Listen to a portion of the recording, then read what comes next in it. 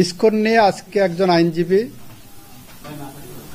দুইটা পত্রিকা নিয়ে আদালতের দৃষ্টিতে আনেন, সুও মোটো রুল ইস্যু করার জন্য প্রার্থনা করেন এবং তার প্রার্থনার মূল প্রতিপাদ্য বিষয় ছিল ইসকনকে যাতে নিষিদ্ধ করা হয় এবং আইন শৃঙ্খলা রক্ষাকারী বাহিনীর উপরে যাতে নির্দেশ দেওয়া হয় সর্বোচ্চ গুরুত্ব দিয়ে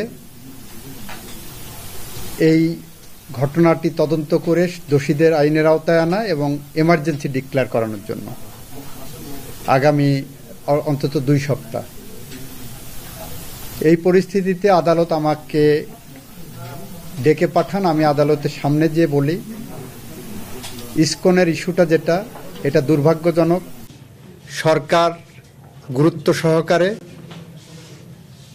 এই ঘটনাটিকে দেখছেন এবং এইটার যথাযথ আইনি পদক্ষেপ সরকার নেবেন।